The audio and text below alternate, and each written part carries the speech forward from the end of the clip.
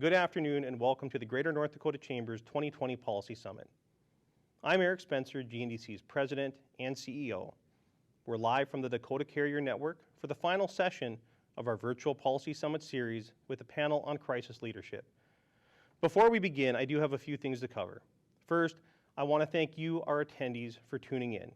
And I'm pleased to report that this year's attendance broke a record, so thank you. I also want to thank our sponsors, because without your support, this event wouldn't take place. Throughout the week, I've been recognizing specific sponsors, and today I'd like to do the same. I want to give a special call out to our silver sponsors, MDU Resources Group and Sanford Health, for your support. I also want to thank our gold level sponsor once again, Blue Cross Blue Shield of North Dakota. I also want to thank the GNDC Board of Directors for their leadership and guidance over the past year. Thank you. Finally, a few housekeeping items. The bios of our moderator and panelists can be seen below this video. You can send questions to the moderator anytime by using the Q&A tab on the right side of your screen. There you can also see a chat tab. This will be to interact with other attendees. The chat moderator today, who will be commenting on this panel, engaging with attendees, and providing another expert opinion, is Matt Dunleavy.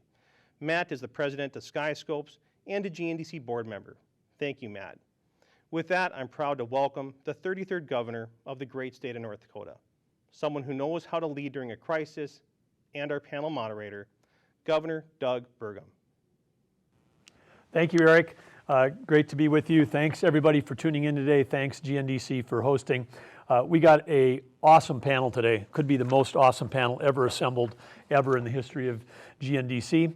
The participants here all have had leadership responsibility and have executed during a time of crisis. But to my left, Dave Gooden from MDU Resources Group is here.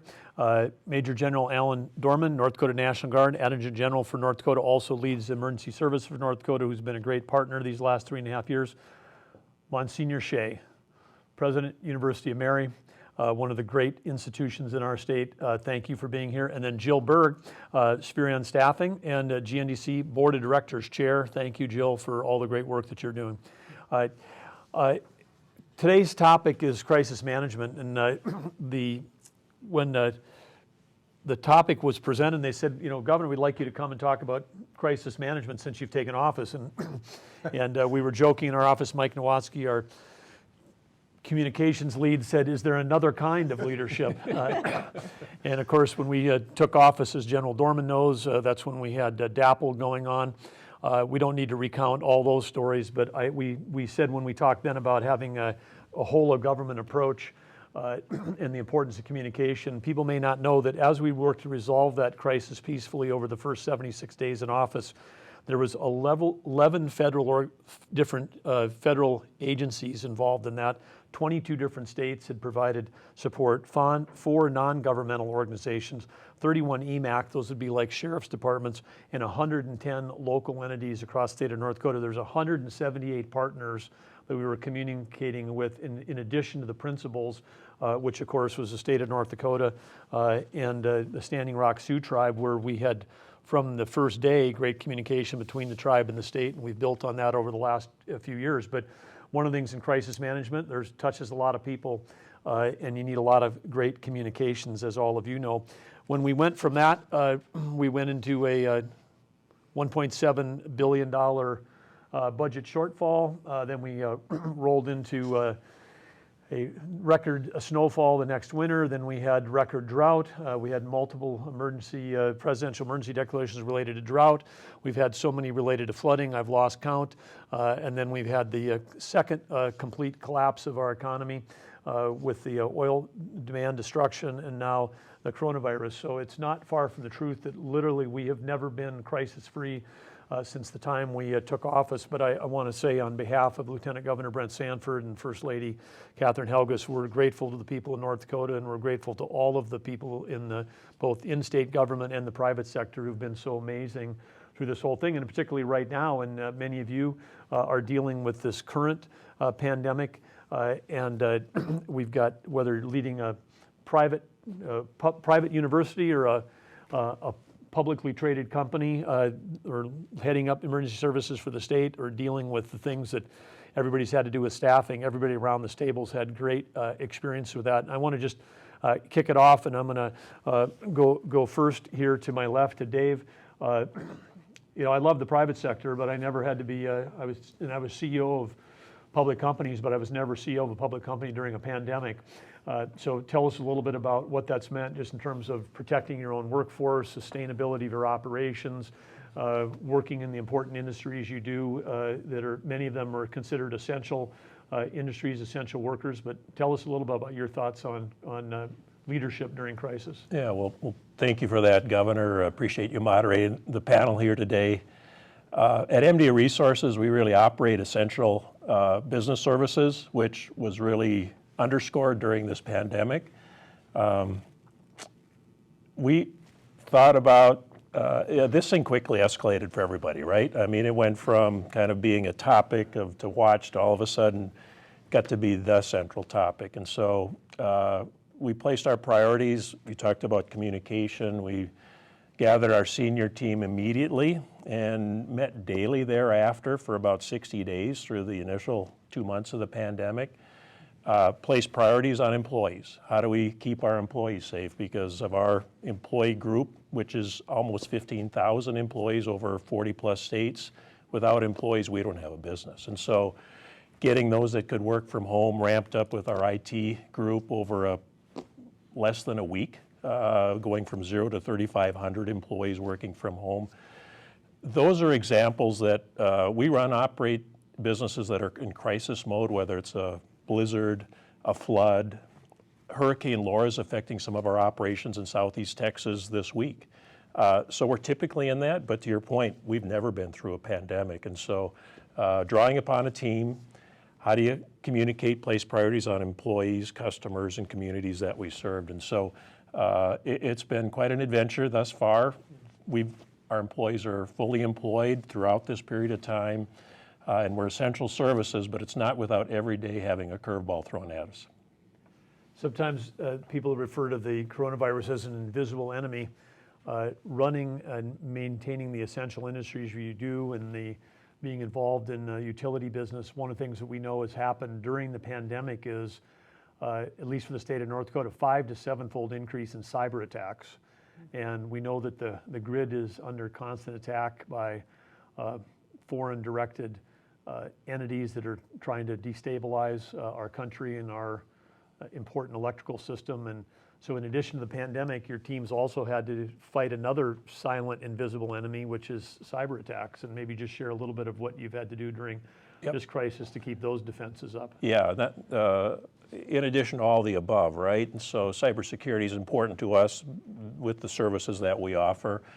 And it's under one mode when you have typically your workforce within an office, and you protect through firewalls and the layers of protection that our cyber team has put into place. Now you send 3,500 workers home, and you've got other access points into your system. And so that was this rapid buildup, if you will, of infrastructure through bandwidth and all the things that our IT professionals put in place very well, but helping to create an enhanced perimeter, if you will.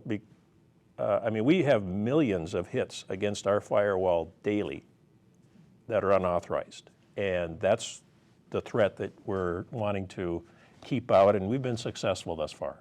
Well, I think it's hard for people to understand when you talk about those 3,500 team members, all with laptops, become 3,500 more endpoints or 35 more entry points for the bad guys trying to get in there, and having to do that endpoint security in a distributed way and then protect all the assets that you're doing. But kudos to you and your team for keeping everything rolling during this time frame. Well, thank you for that. We want to make sure the lights are on, the gas is flowing, services are offered, construction activities continue for owners, and that's one less worry for yourself and other elected officials as you're all dealing with this pandemic as well. Monsignor Shea, as you know, First Lady and I are huge fans of yours for sure, and you were always innovating at the University of Mary. As a private institution, you had some flexibility that state institutions don't, coming up with all kinds of new programs, and whether it's getting both an undergraduate and a master's within 4 years, while people maintaining their athletic eligibility. I think you were the first in the nation to achieve That's right. that with NCAA.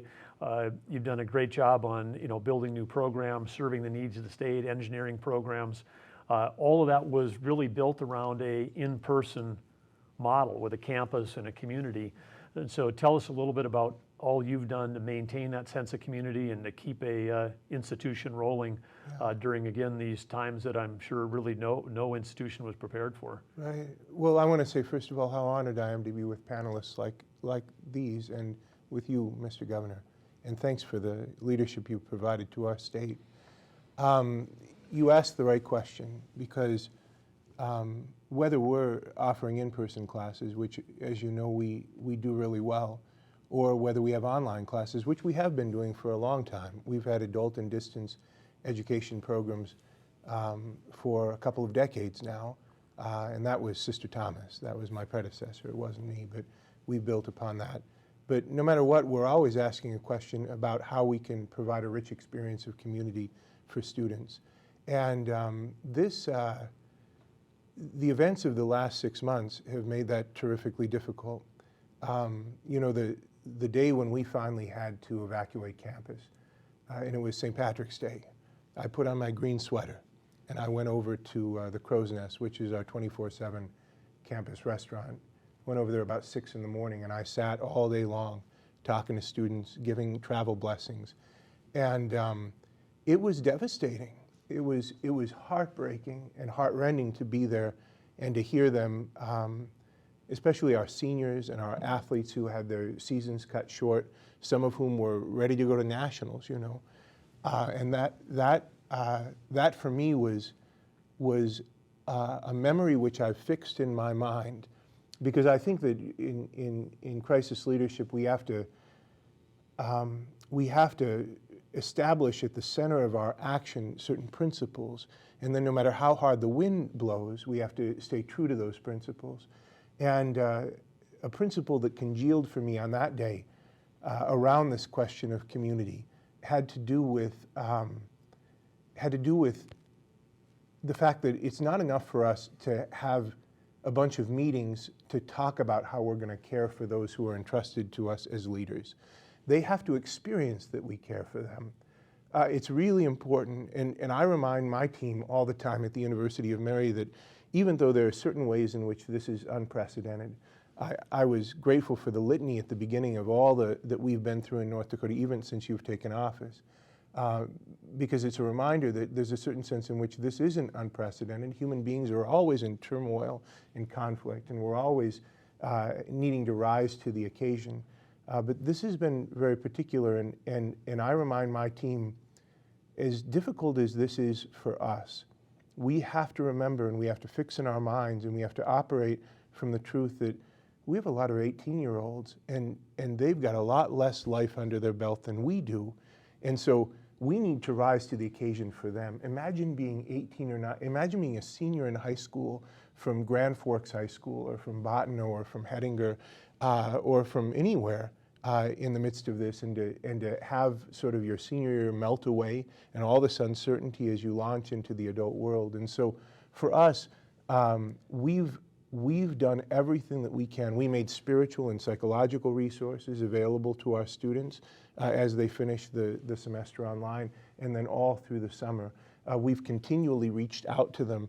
At a certain point in the middle of April, when we were missing them so much, and as the time when commencement would happen was drawing near, I said, let's make a video of the campus empty, because it was like, sometimes I would go and I would walk around all day barely seeing another person. Our people were working from home, and I said, let's make a video and let's set it to our alma mater, the school song, and let's tell our students it's not the same here without you.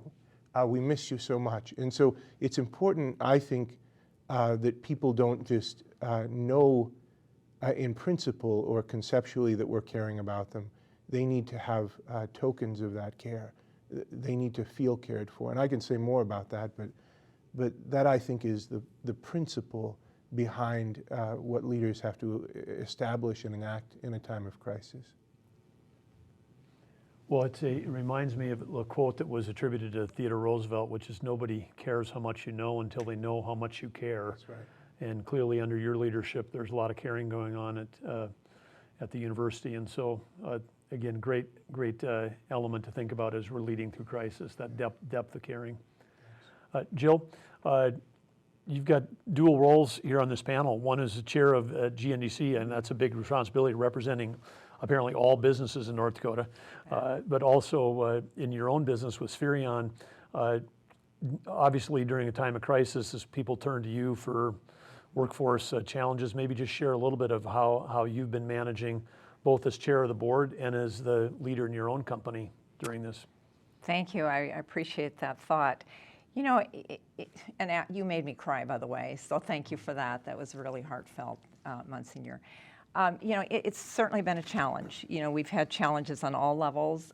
We saw from the month of March to April, we saw a 22% revenue drop because obviously if you're laying off your folks or, you know, you're not onboarding new employees, obviously we're not putting people to work. And we saw this happen across the tri-state region. You know, I gathered my leadership team together. You know, obviously you can only be shell-shocked for so long, right?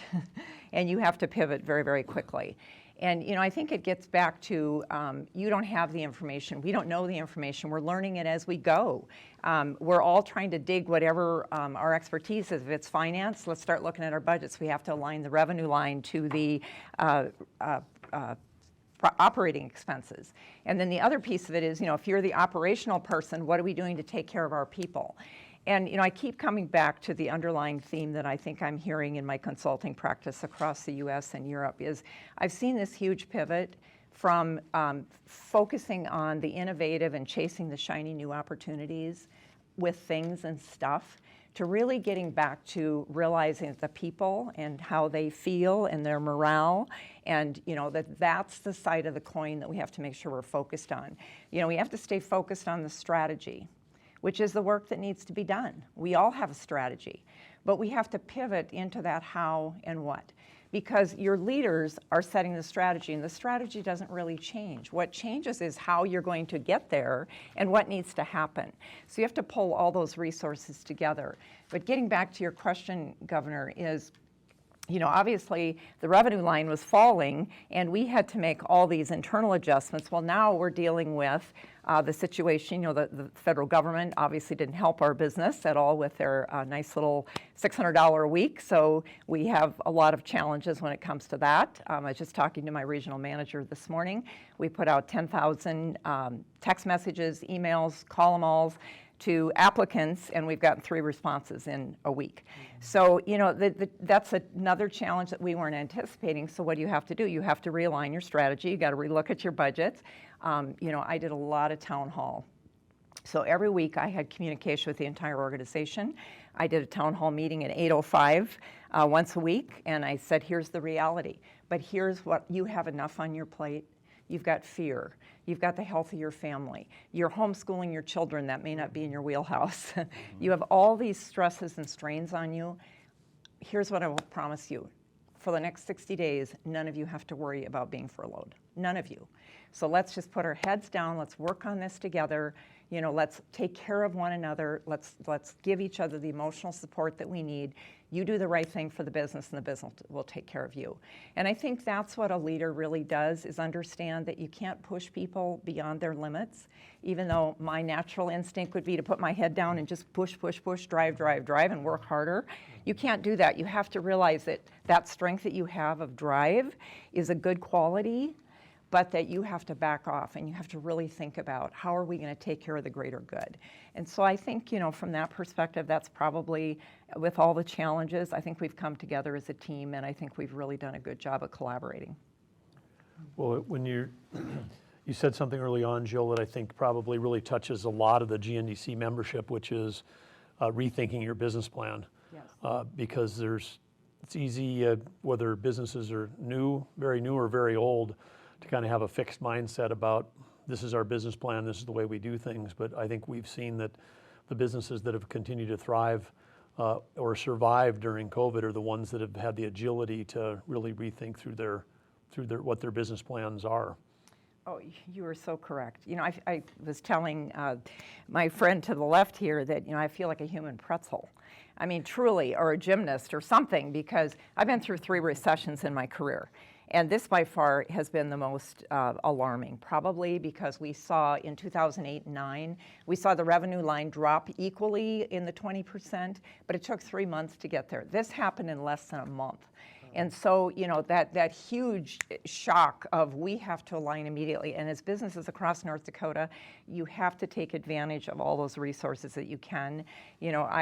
Huge shout out to the Department of Commerce and the GNDC with all of the webinars, all of the education, pulling the SBA in, pulling Job Service in, pulling all these wonderful agencies in to support us. I mean, it was one thing to deal with the Family First Relief Act. Then it was the Triple P and the EIDL loans, and then then it's the next phase, and it's just been this ongoing learning curve that none of us experienced before. And thanks to the resources that we were able to tap into, because the GNDC truly stepped up with the Department of Commerce and has just offered tremendous value to the businesses in North Dakota, of which I'm very, very grateful. Well, I would second that. Our Commerce team has been working around the clock, and so Amazing work. really grateful for everything that they're doing. Major General, you're the only person at the table who I believe has had direct military experience in dealing with the crises that come up when you were deployed overseas in combat.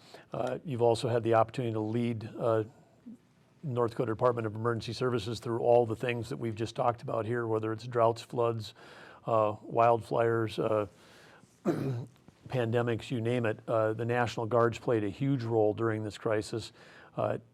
Hundreds of soldiers that have been deployed playing really essential roles, whether it's involved in testing or many other missions that have been just, can't overuse the word mission critical, but I want to just publicly thank you for your incredible leadership, that you've been a steady hand through all of this. You've built a great team. We've relied on some of the leaders that you've built.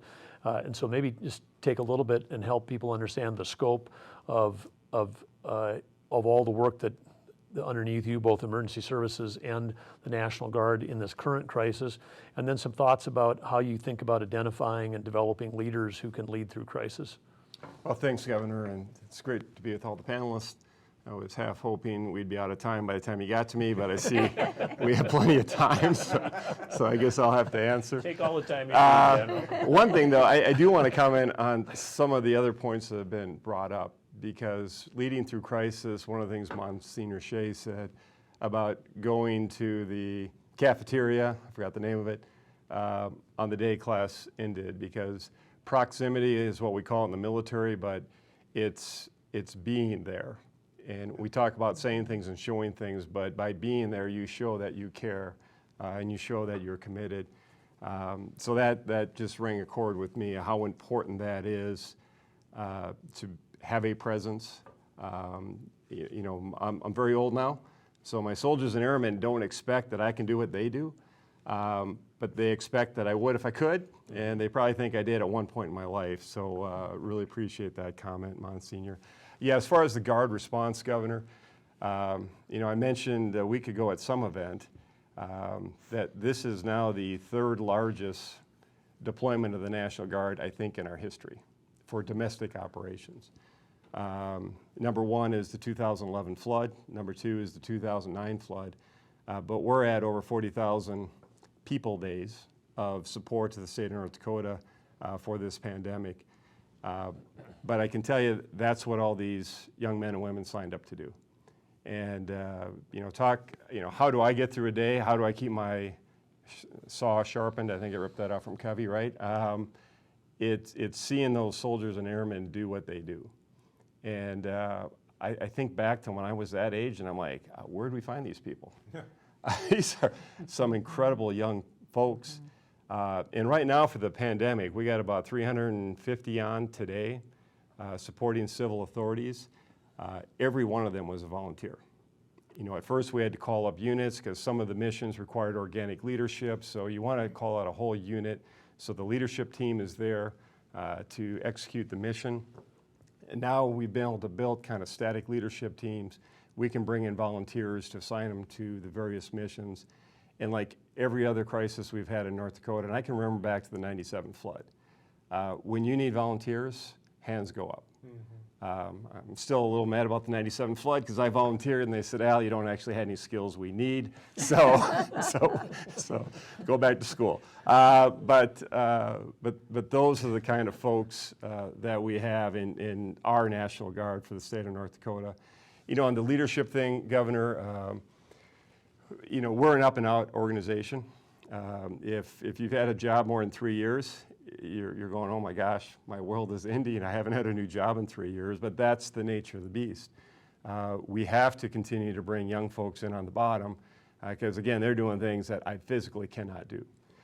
We have to groom leaders along the way, and there has to be a thinning of the herd as you go up because as you go to higher levels of leadership, you know, that pyramid starts getting tight. And I know it's the same in the corporate world and in universities, but we have very deliberate, institutionalized leadership development. We have incredible leadership laboratories. You take a company to Afghanistan, Iraq, you take a battalion to the National Training Center, you lead a response to the pandemic or a flood.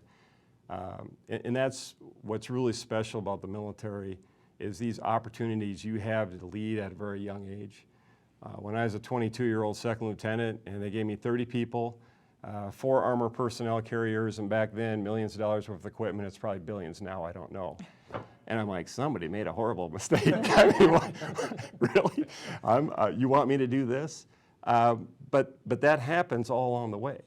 And many times in my career at least, I've gone, okay, they finally gone one step too far. They've made a horrible mistake. There's no way I can do this.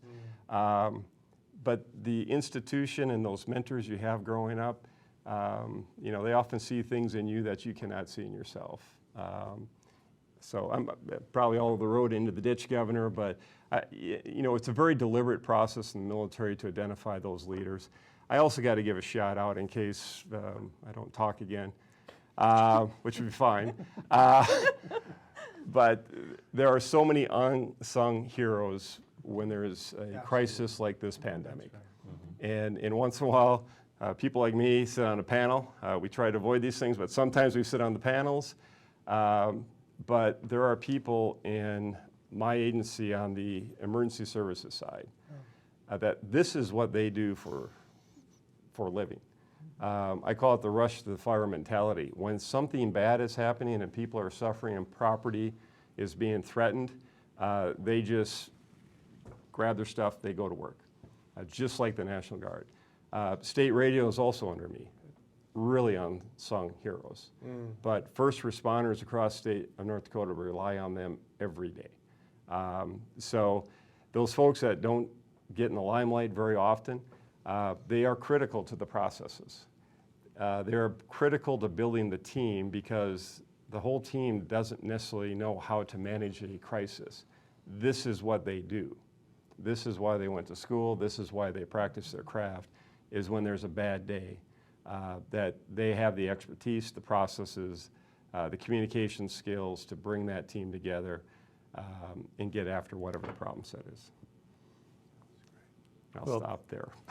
Well, I have to agree with that, particularly the last part about the unsung heroes, because I know we've got those all over, both across many agencies in government and across the private sector, including some of those unsung people are the parents that were also in the workforce and also helping with their kids at home last year when school was out. So it's my next question I'd like to kind of go with for the panelists is that, you know, there's a lot of stress associated with this for whether it's your faculty, staff, your team members, your employees, your soldiers and airmen, but they've got the stress of the job, but they've also got a responsibility as a parent, and sometimes those parents are asked to either be caring for someone elder who might be under great risk during this thing from a health risk, or they might be taking care of young children that were home from school. So I guess I'll go around and we'll swing back over to Dave, but anything in particular that MDU was doing to really think about how to support your team members that had all these hats that they had to wear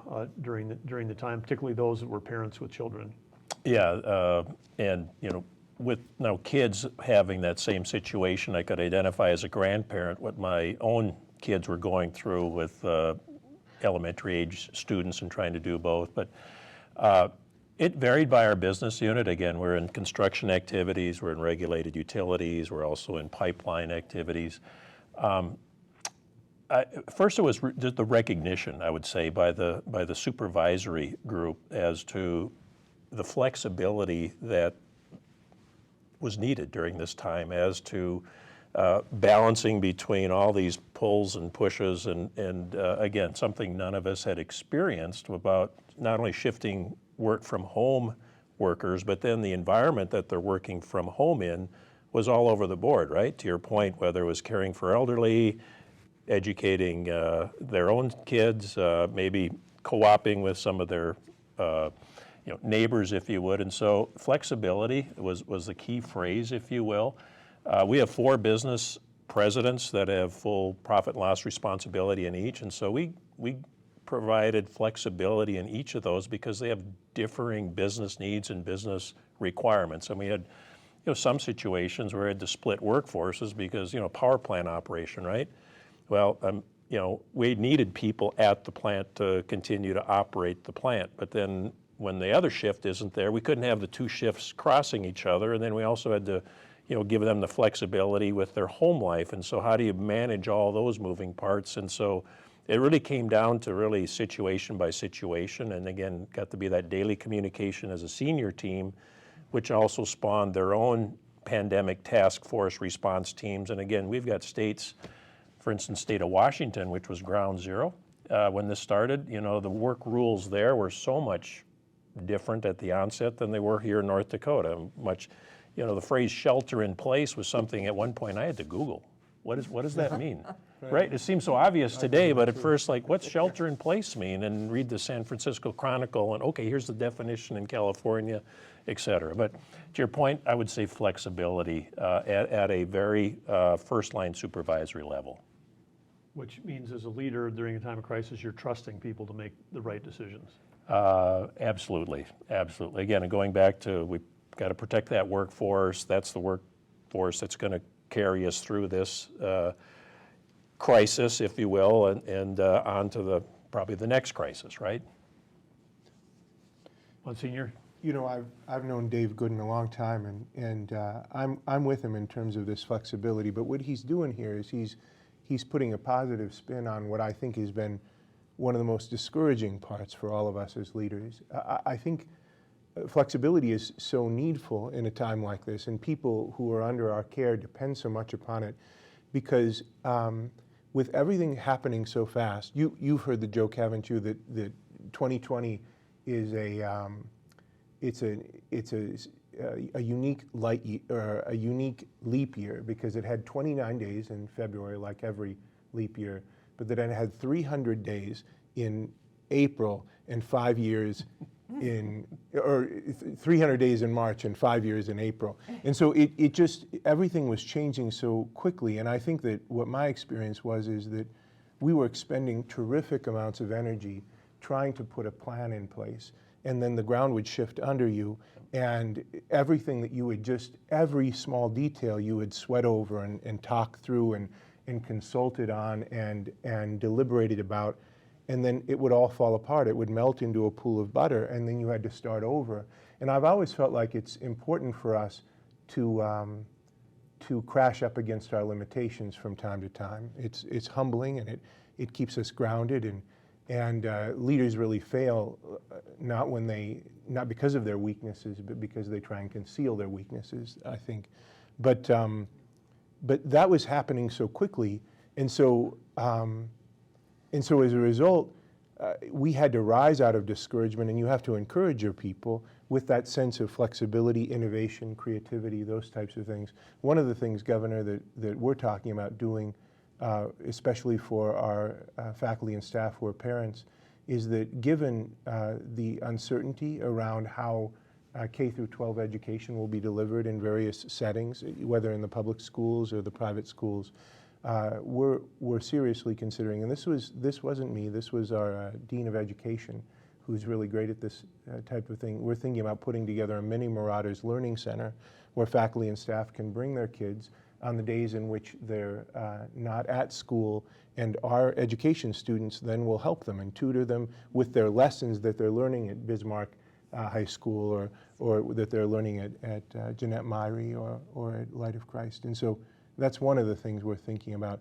But I think it's so important for us to not become discouraged, even though things have shifted so often, because our people depend upon us to be grounded and to help them to feel like the world's not going to end. That's what the military does so well. The sympathetic nervous response, which is so primitive in us, where, oh, the world's going to end and I'm in mortal danger. Well, no, you're not in mortal danger. You're just in danger. So, I don't know. I like the mini Marauders. It's a good Yeah, right. good Mini catch Marauders, on with the- 100%. You got to brand things. You know? I got a picture of them heading out onto the Yeah, right. field with the. Jill, thoughts? And again, in the world of staffing, I mean, flexibility, as you mentioned, key. But talk about the challenge again. Maybe you sent out 10,000 notices, you get 3, but are parents concerned about, hey, can I even take a job because I may have to be, may not have access to childcare. I may be teaching my child at home. Well, I think it could be a plethora of reasons. You know, we certainly have some carryover effect from the government subsidy, you know, the federal subsidy over the last few months. But in addition to that, there is concern. There's definitely concern about, I know we have a staff member that resigned her sales position in one of our offices because she has 6 children in 2 different school systems with a blended family.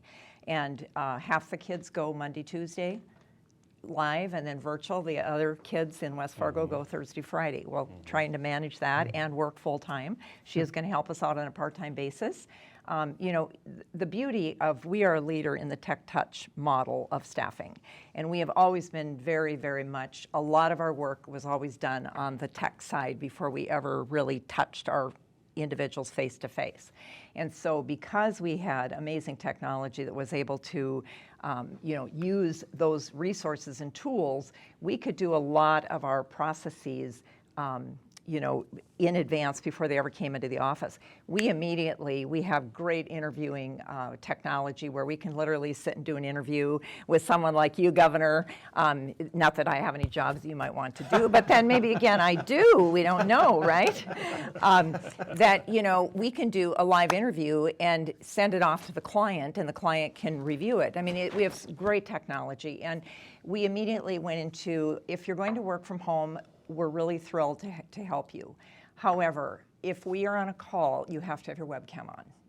Well, I didn't get up and shower this. I don't care if you're in pajamas, I don't care if you have your baseball hat on, I don't care what you look like, but you're part of the team, and we want you to be here with the team. We want to be able to read your body language. We want to see how you're doing. We want to read your face. We want to see the anxiety. We want to see it, and you know, that's what we're here for. So, you know, we have been really strong adapters of all technologies.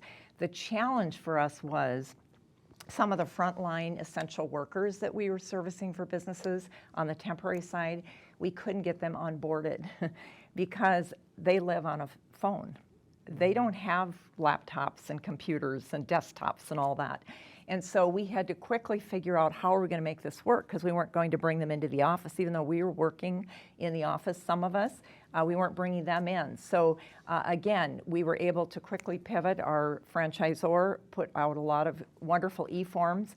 So we literally can, you know, pre-apply, take applications, right on through the entire process to the onboarding, to the background checks and everything. It's all done through technology with using our, you know, GoToMeetings and Zoom and whatever format we choose to use. So it's been a really quick turnaround, but I think this is the future. I don't think this is going to change. I think this is going to be the new future for our business.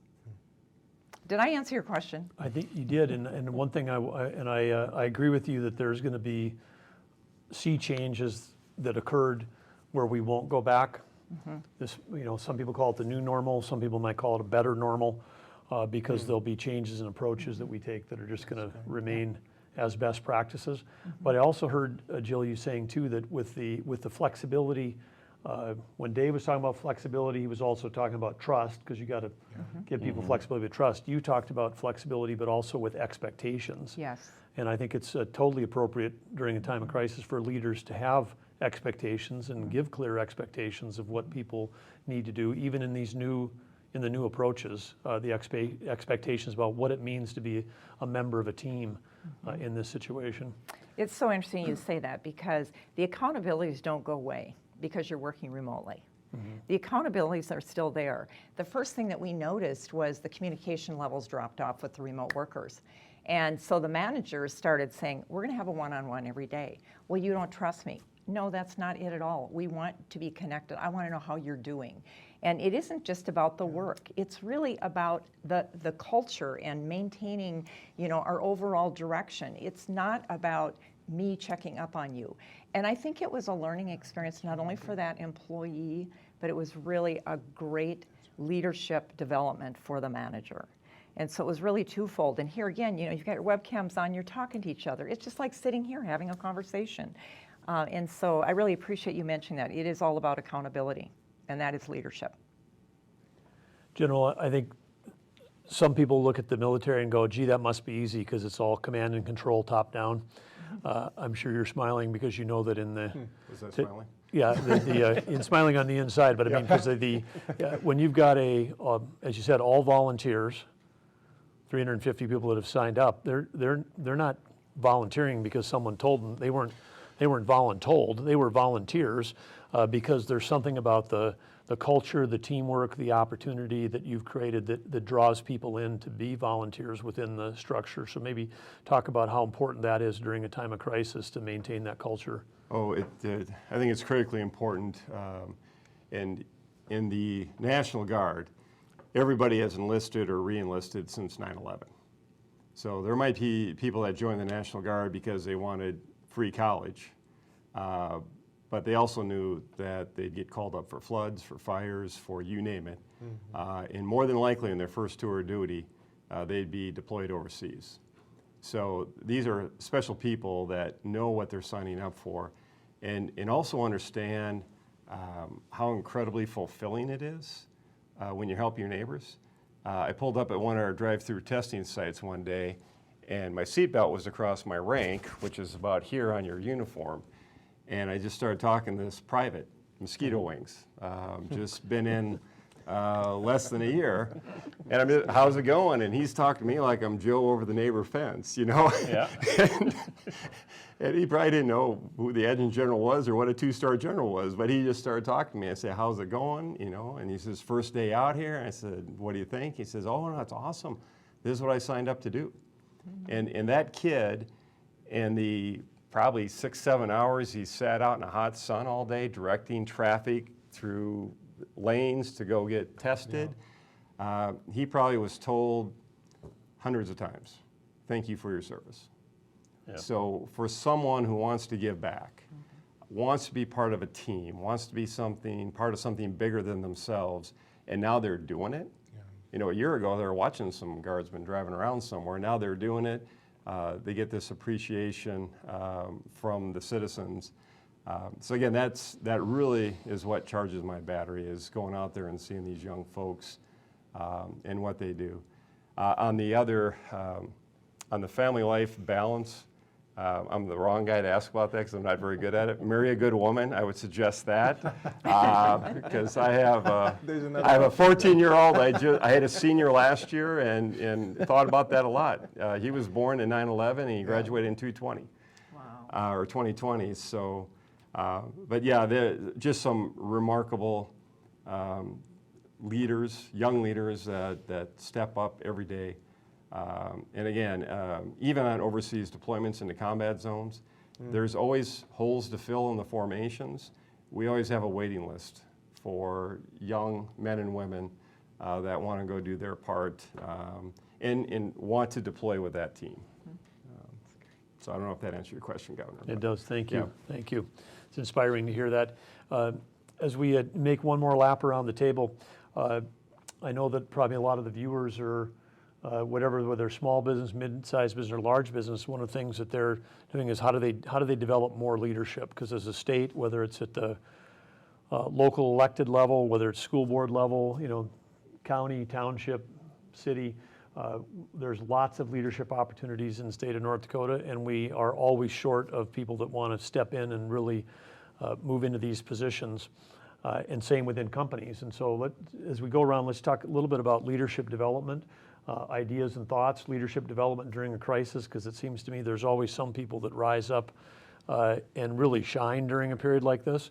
And then there's others that just may find out that leadership isn't for them because it's just they're one ring too close to the fire and there's too much stress and they're overloaded and redlined. And so how in each of your organizations are you thinking about leadership development and how are you identifying those people that really thrive in these environments?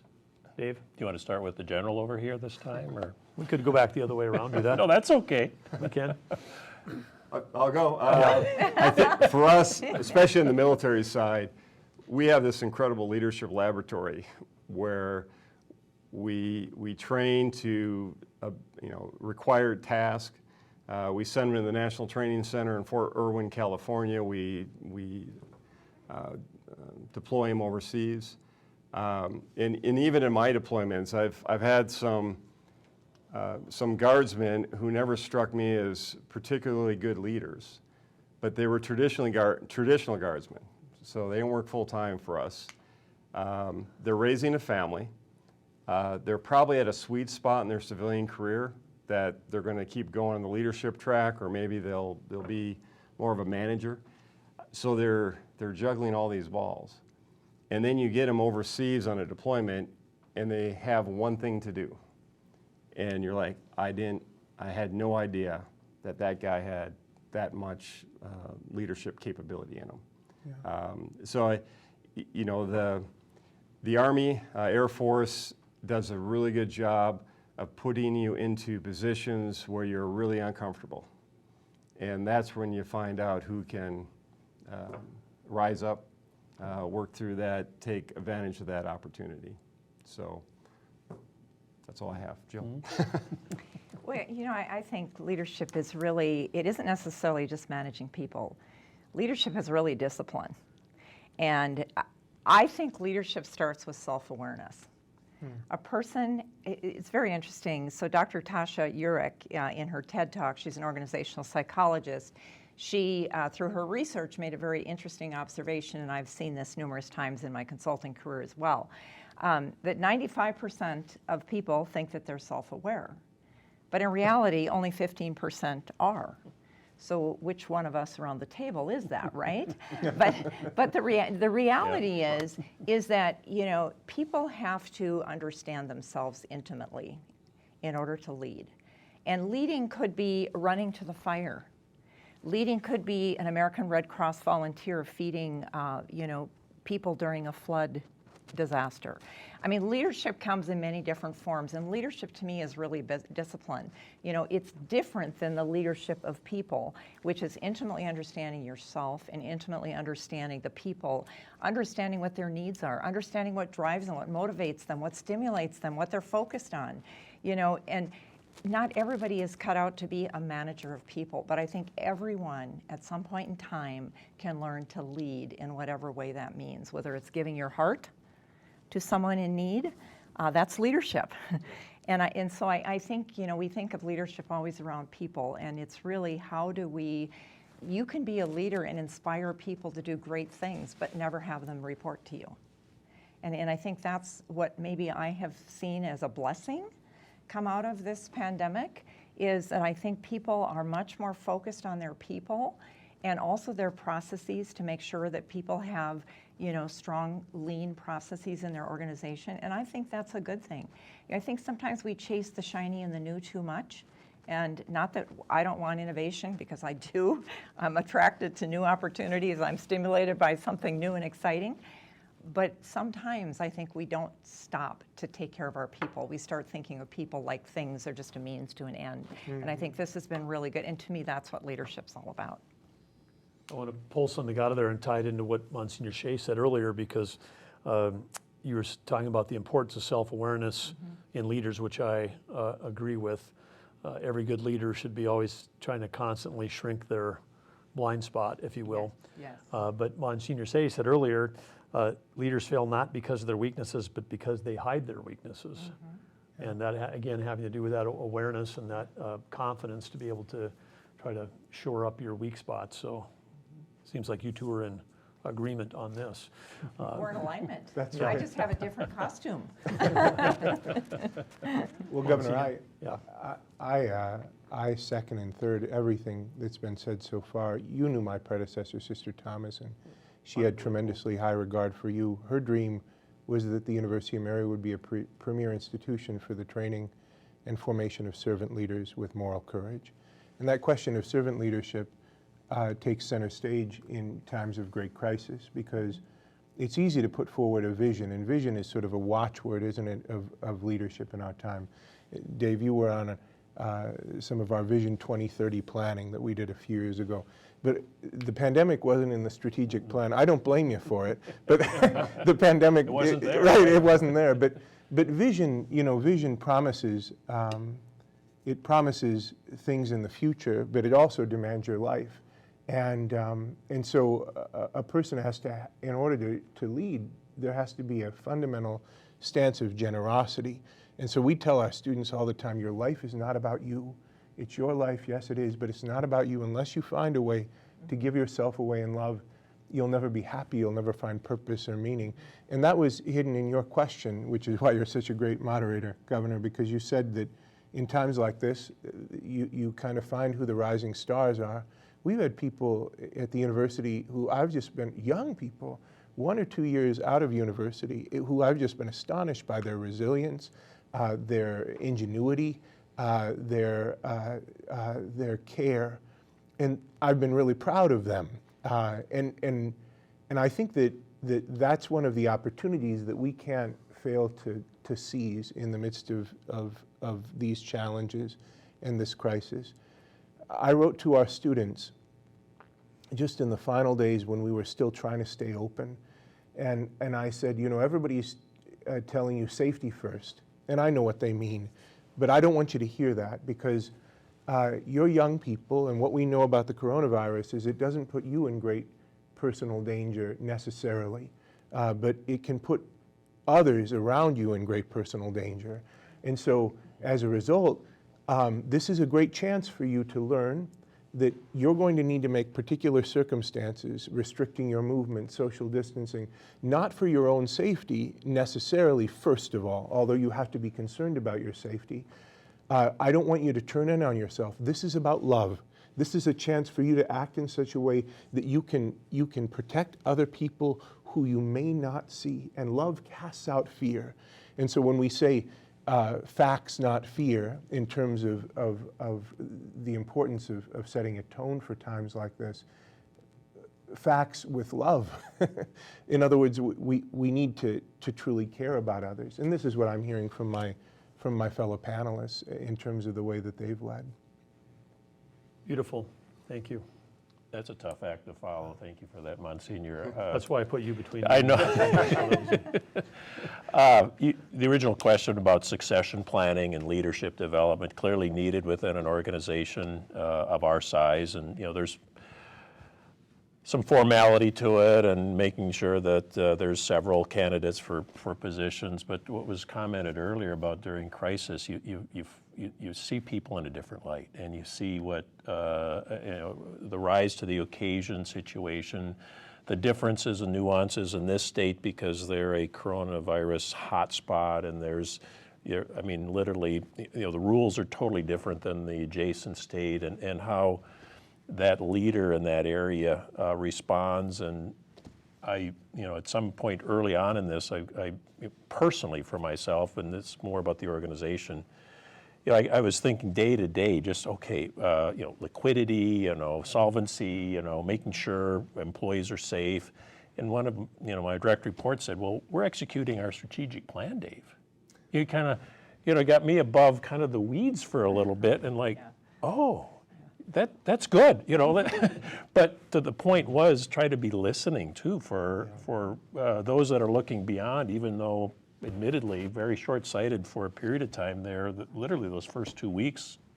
And, there's some financial background there, but it was solvency of the organization, making sure it was like, oh, we're actually executing on the plan, Dave. What are you talking about? And oh, I like that. Let's go with that. So anyway, to your point, you watch for those things during events like this. Yeah, great.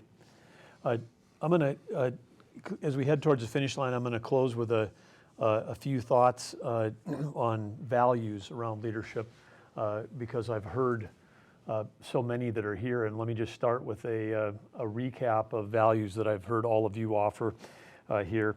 And maybe this will go in reverse order in my notes, but Monsignor was talking about the generosity of, giving yourself away in love as a form of leadership, of servant leadership to other people. The words vision came up as an important thing, moral courage, a servant's heart. These, of course, all things that you're trying to teach at the university, but it's, I think, really valuable for people that are managing during this time. Early on, Jill talked about discipline, the importance of discipline, and self-awareness was another thing she mentioned. Care came up right away by Monsignor Shea. General Dorman talked about presence, about being there, the proximity, and then gave a story of being there with a frontline soldier. I don't call it secret shopping. Didn't know who you were, but listening to really get your finger on the pulse. And I know you do that regularly with your team. Not secret shopping, but you do a great job of making sure you know how the front lines are doing. That's one of the things that's got you to where you are today. And by the way, I don't think anybody made any mistakes when they were promoting you, just to cast that out. We talked about being grounded in the importance that people depend on us. Monsignor Shea mentioned that too, and we've talked about this all about with K-12 leadership and K-12 school boards. The students are looking to all of us as adults to see how we respond to a crisis. And so during a crisis like this, there's an incredible opportunity for all leaders at all levels to really be role models, particularly the children who are going to have very distinct memories of this time frame. I want to say at the state of North Dakota, one of the things that challenges we've had there is that we've got like a lot of organizations, a very mature, highly tenured workforce is probably the right word, highly tenured. We have some agencies where in excess of 40% of the people are going to be either already there or will be at retirement age in 5 years. And this is something that when we came in, we saw that's another potential crisis, not all the other ones that you could see, but this one demographically, you could see that, hey, we've got to figure out a way to do that. So we have launched a Leadership Everywhere program where we have creating really for the first time within the state of North Dakota an opportunity for people to work on their leadership skills. And the good news is when we created that, I mean, some of it was in-person classroom training, but a lot of it was online. And so we've had a lot of people taking Leadership Everywhere classes online as part of this time when they've been working remotely. I think the other thing that all of us know is that leadership can't operate within a vacuum. It's got to operate within a culture, and it has to operate within a set of mission, vision, and values. And at the state of North Dakota, we've really talked about 6 words. We've talked about empowering people, improving lives, and inspiring success. And when I hear the stories of everybody around the table, I understand that that's one of the great commonalities of North Dakota, because whether you're running a utility, a university, or helping businesses with their important workforce needs, or leading the Air Guard and the National Guard, is that we are all working together to empower people, improve lives, and inspire success. And I think the values that we think about during that includes, gratitude and curiosity and humility and courage. And then I guess I would sort of close with a challenge to all of the viewers today on these 4 values. But first of all there's a challenge all of you to show more gratitude for your team members' good work during this crisis, and you won't be disappointed on the return on your investment if you spend more on operationalizing gratitude. Curiosity, so much is unknown during a crisis. The number one thing I look for in leaders is, and even when I'm interviewing people, is do they ask good questions? And what's the depth of their curiosity? And then in terms of humility, this is something for all of us, no matter how long you've led, but a crisis like this, we're in uncharted waters, we have to understand that there's things that we just don't know, and we have to make decisions without that knowledge. And then we also have to unlearn things that we previously thought were true. So that's the harder kind of humility, is to actually unlearn things and let go of that. And then the last thing on courage is leaders have to have the courage to take risks, even though failure may be one of the outcomes, but you've got to make a decision as a leader in crisis, you got to make a decision even when you got incomplete information. So I know that not only the panelists, but people around the state of North Dakota, leaders everywhere in our state are doing this. They're moving ahead with curiosity and humility and courage and gratitude, and for that, I'm deeply grateful for the opportunity to serve. And again, thank you, GNDC, and thank you, panelists, for being here today. Thank you, Joy to be Governor. with you, Governor. Thanks for your leadership. This session is now complete. Thank you to everyone that made this conversation possible, including our panelists, moderators, and sponsors. For additional information on the Greater North Dakota Chamber, visit indychamber.com and be sure to mark the date for 2021's Policy Summit. We hope to see you there. Thank you.